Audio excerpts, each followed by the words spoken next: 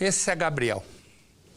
Gabriel tem um filho de 10 anos, nunca foi casado, mora com a mãe até hoje, aos 38 anos de idade, monta um escritório em casa para trabalhar. Ele leva uma vida tranquila aqui no interior de São Paulo, em Piracicaba. A mãe vai alguns dias para o Rio de Janeiro, mas todos os dias ela vai conversando com o filho. No dia em que ela volta, algo estranho acontece, porque ela chega e ele não está na rodoviária. Simplesmente não aparece para buscá-la no horário marcado. Gabriel é advogado. Ele desaparece. Colegas, vizinhos, a namorada, ninguém sabe dele. Dali a pouco, o carro de Gabriel é encontrado queimado numa estrada.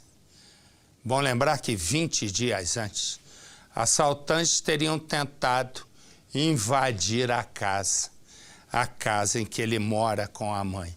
A polícia tenta juntar as duas coisas para partir, né, para a investigação.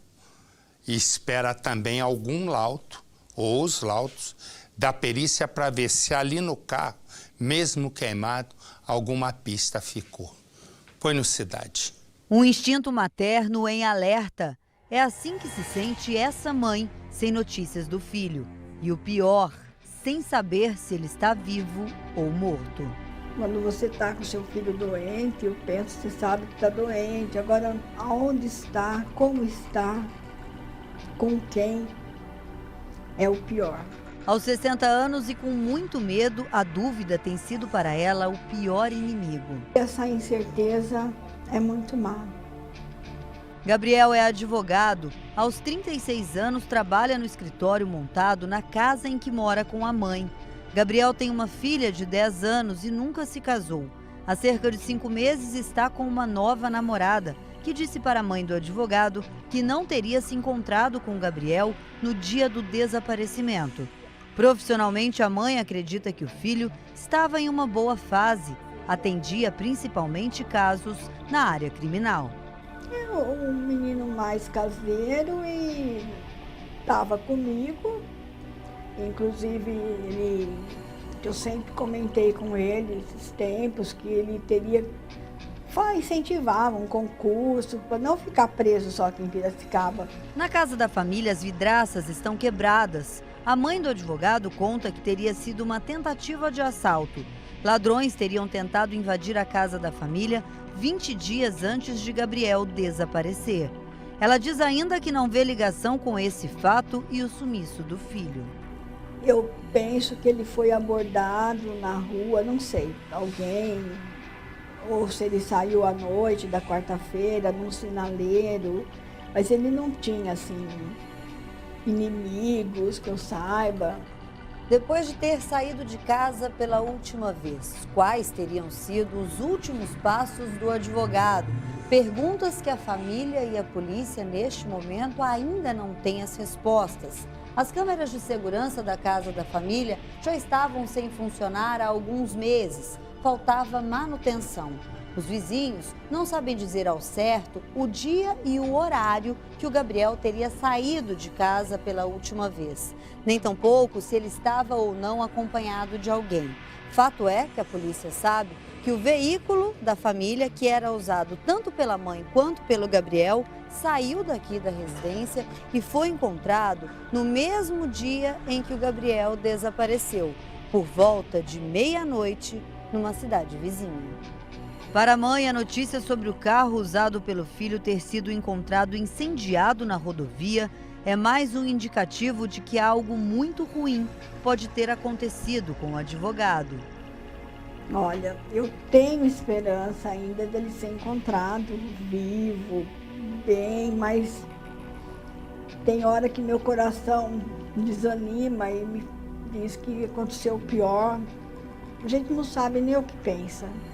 Durante 15 dias, a mãe do Gabriel ela esteve no Rio de Janeiro em visita à família, a passeio, e durante esse período ela ligava para o filho, eles se falavam quase que diariamente.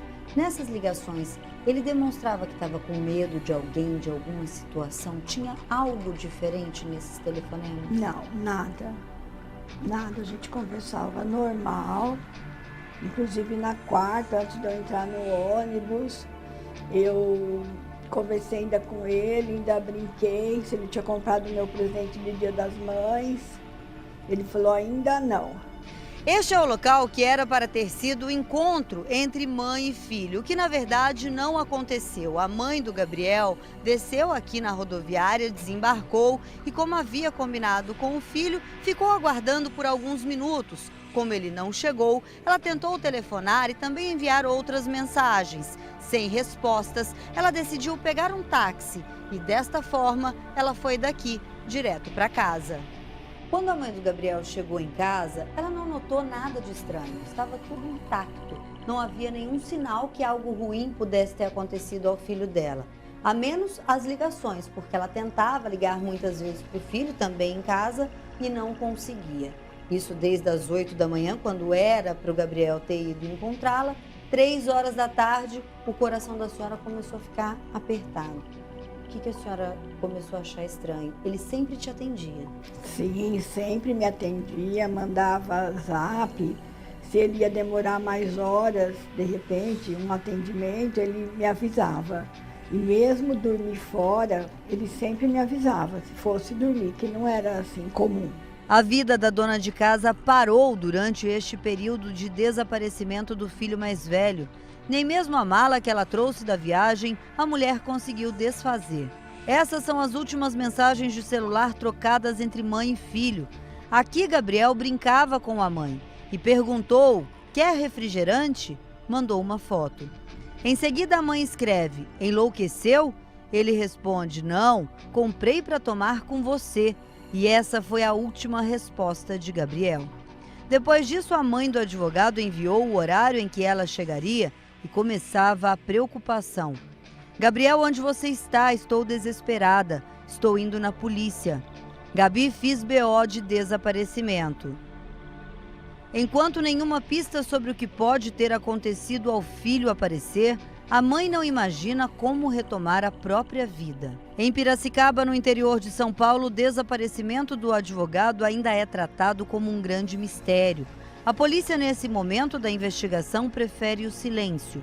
As curvas da estrada que ligam a casa do advogado até o local onde o carro foi encontrado fazem parte de um grande quebra-cabeças, onde faltam muitas peças. A rodovia onde o carro do advogado foi localizado, segundo a mãe dele, não faz parte de nenhum trajeto, de nenhum caminho que fizesse parte do roteiro da vida do advogado. Isso causa ainda mais estranheza. O local fica a cerca de 30 quilômetros da casa da família. A mãe não sabe se foi feito algum saque na conta bancária do filho e nem se ele estaria sofrendo ameaças, mas acredita que o filho não tinha inimigos. Eu peço para Deus que me traga ele de volta bem, com saúde, ou que me mostre o que aconteceu. E esta é a imagem do homem que todos procuram. Se você viu esse homem, se você conhece esse homem, se você sabe onde ele está, ligue. Ligue para o Disque Denúncia. Ligue para a polícia e a sua identidade vai ser mantida no mais absoluto sigilo. O que a polícia também está procurando é saber, né, quais as relações de amizade mais próximas de Gabriel nesse momento, para poder ver se puxa algum fio, né, para saber. E mais do que isso, até a perícia abrir computador e tudo demora, né? Mas tudo indica que é alguém próximo a ele. Aqui ali é um ponto de ônibus, claro. O que aconteceu? Um sujeito entrou no ônibus, anunciou um assalto. E ele disse para a cobradora, me dá o dinheiro que eu estou armado, mas não mostra arma nenhuma. Ele não tem arma nenhuma. Né? A cobradora entrega o dinheiro. Quando ele vai fugir, um passageiro, que é um cabo da polícia militar, parte para cima do bandido. Os dois começam a brigar. O policial militar, evidentemente, está armado, pega e atira e mata o criminoso. Põe no Cidade. O suspeito morto a tiros é Fernando Godoy da Silva, de 19 anos. Ele estava neste ponto da Avenida Inocêncio Seráfico, em Carapicuíba, na Grande São Paulo, e entrou no ônibus por volta das 9h30 da noite. Com a mão por baixo da blusa, ele fingiu estar armado e foi direto na cobradora. O suspeito roubou R$50 do caixa e fez ameaças porque queria mais dinheiro. Havia cerca de 60 passageiros no ônibus, um deles, um cabo da PM de 40 anos de férias. E assim que o suspeito se preparava para fugir com o dinheiro roubado, o policial se identificou e deu voz de prisão. O PM, que não quis mostrar o rosto, disse que Fernando tentou tirar a arma dele. Ele se firmou no meu punho e a outra mão na arma e saiu me puxando para fora do ônibus. Não teve jeito, eu tive que efetuar o disparo, porque senão eu ia perder minha arma na mão dele. Fernando levou 3 tiros. O resgate foi chamado, mas quando os médicos chegaram, ele já estava morto. O suspeito já tinha sido preso por ter roubado outro ônibus quando era menor de idade.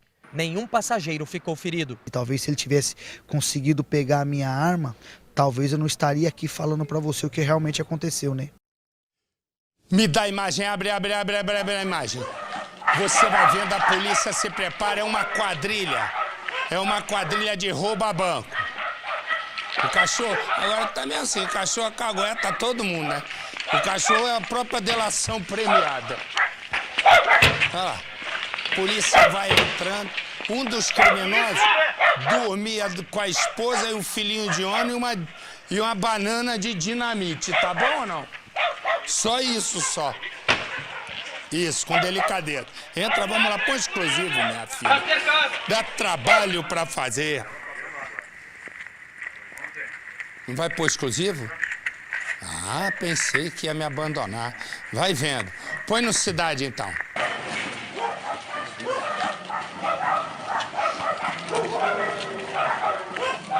O trabalho de inteligência e a agilidade foram essenciais para a operação. Os agentes do DEIC foram rápidos e evitaram a ação da quadrilha.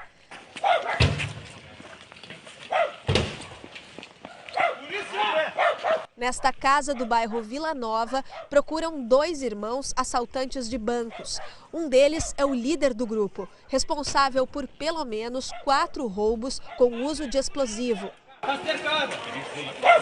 Integrantes dessa organização criminosa já foram presos lá no ano de 2013, quando praticaram, né, outros roubos com utilização de explosivos. Como um desses indivíduos, que é o líder dessa organização criminosa, estava na rua e estava, né, claro, praticando roubos com utilização de explosivos, por óbvio, ele começou a ser investigado pela nossa delegacia, ele e os outros integrantes, outras pessoas a quem ele se juntou, e começou a cometer novamente esses delitos. Ao chegar na casa, os policiais se depararam com uma situação parecida à enfrentada um dia antes.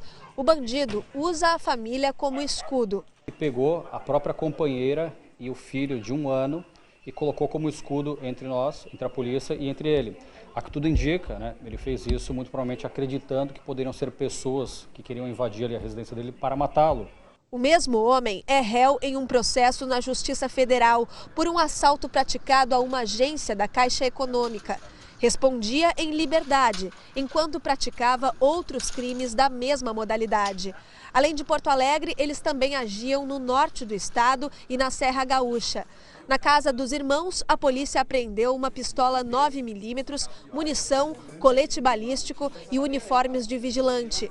No bairro Bom Jesus, um outro integrante foi preso com um revólver 38. Uma escopeta também foi encontrada pelos agentes em um carro estacionado na Zona Sul. O veículo era clonado. O DEIC recebeu informação de que a quadrilha se preparava para agir muito em breve. E isso foi comprovado principalmente na apreensão dos explosivos. Além deste aqui, tinha também um outro pronto para ser detonado. Inclusive já foi isolado pelos policiais por causa do perigo que representa. E o pior de tudo é que os 2 artefatos eram guardados no quarto onde o criminoso dormia com a esposa e o filho de 1 ano. A espoleta é um explosivo que, se ela cair em determinada altura, ele também vai detonar, né? E isso estava num local onde é que dormia ele, dormia a companheira e dormia a própria criança, né? Podendo ela pegar, manusear e até mesmo ali detonar aquele explosivo que estava juntamente com os outros. Os 3 presos foram levados ao presídio central. Outros criminosos ainda são investigados.